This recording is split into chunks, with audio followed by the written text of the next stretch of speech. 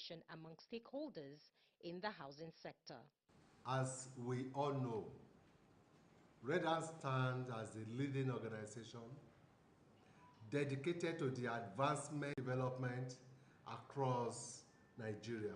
Akintoye highlighted the association's ongoing efforts for favorable policies and to establish industry standards that will ensure the growth and sustainability of real estate development across the country. The president also praised the efforts of the Honorable Minister of Housing and Urban Development, Architect Ahmed Musa Dangiwa, whose leadership has significantly advanced President Bola Tinubu's renewed hope agenda.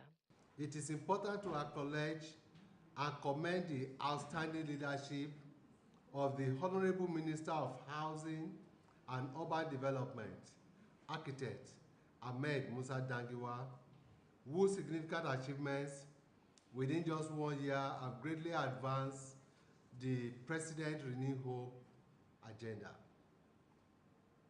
We recognize as an association the notable progress in increasing the availability of affordable and decent housing for Nigerians, as demonstrated by the groundbreaking of 6,612 housing units across 13 locations nationwide under the Ministry of New Hope Cities and Estates programs. We also commend the Ministry of Urban Renewal and Slum Upgrade program, which align perfectly with REDAN's advocacy for inclusive development. In order to support these initiatives, the newly formed committees will focus on key areas such as advocacy, transparency, sustainability, and professionalism within the industry.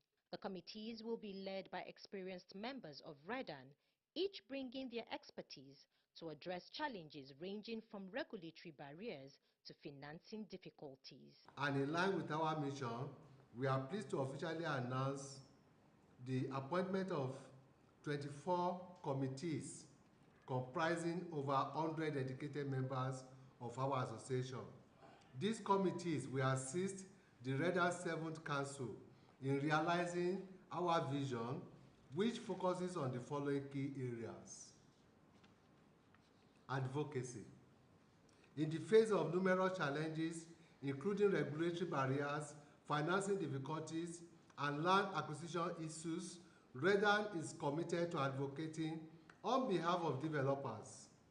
This reinforces our dedication to supporting our members and effectively addressing industry-wide challenges. Speaking on the effect of the current economic situation and its impact on the real estate, Osilama Osilama highlighted possible solutions in which the government can help cushion the challenges facing housing delivery in Nigeria. Immediately, pump price is increased, the cost of building materials will jump up. So the amount you bought, apart from cement that is somehow regulated, because people will be shouting, every other building material, the prices would have increased as at yesterday. The amount you bought Y16 last week is not what you buy today. So the effect is going to be enormous. It means the amount we are going to sell houses will definitely increase. We don't have a choice. So it's a very challenging period for us. The REDAN president concluded his address by expressing gratitude to the committees, acknowledging their crucial role in shaping the future of Nigerians' housing sector. While Nigeria is confronting housing shortfall, the question is, what is Nigeria's accurate housing deficit figures?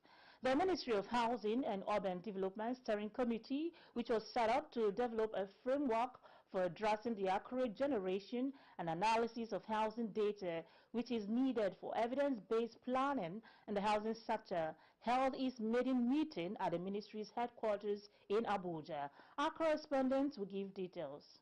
On the 20th of August 2024, the Minister of Housing and Urban Development, Architect Ahmed Musa Dangiwa, inaugurated the Steering Committee on National Housing Data. This committee was set up to develop a framework for addressing one of the most pressing challenges facing the country: the accurate generation and analysis of housing data, which is needed for evidence-based planning in the housing sector.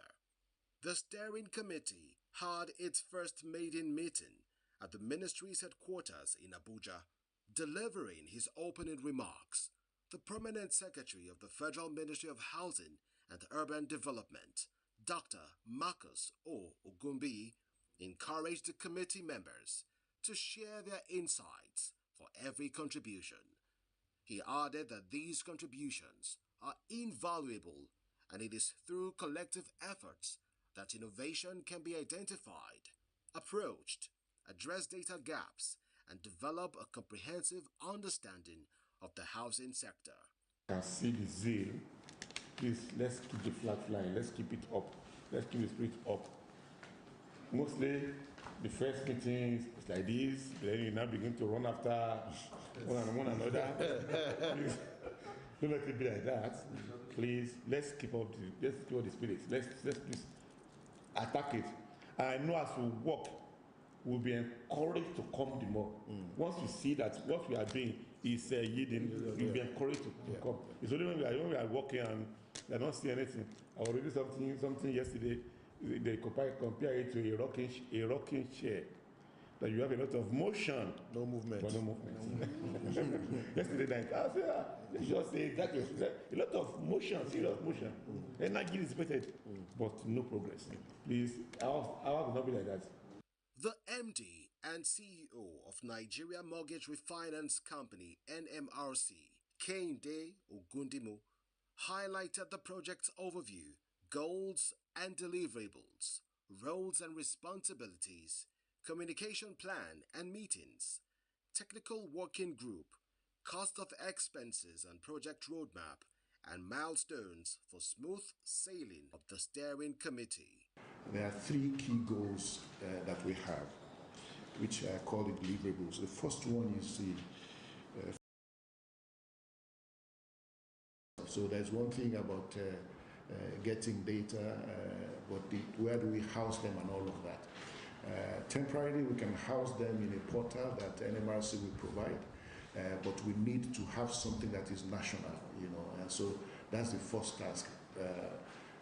What will that data center look like? Where will it be housed? And all of those things. So there will be a technical committee that will address that issue all around the data warehouse itself or the data center. So that's our first deliverable, that we need to have all the modalities, the technical aspects, and we'll pull resources from everywhere that we can get so that we have something that is holistic and good for the nation. The next deliverable, which is on page 3, framework for data, gathering data, a data point that we need to get. The Executive Director of the Housing Development Advocacy Network, HDAN, Festus Adebayo, alongside other committee members, gave their observations and contributions that are necessary for effective policy making and planning. We need something that is verifiable. The coordinating chairman said it must also have a national. Where we're going to put it must have a national outlook. There are many issues to look into when embarking on this journey. What are the housing characteristics? What is the population demography? Households and characteristics. Many issues we are going to look into. And I think this will be dealt with properly. That is technical working. So when you talk about real estate, it's a bit different from housing.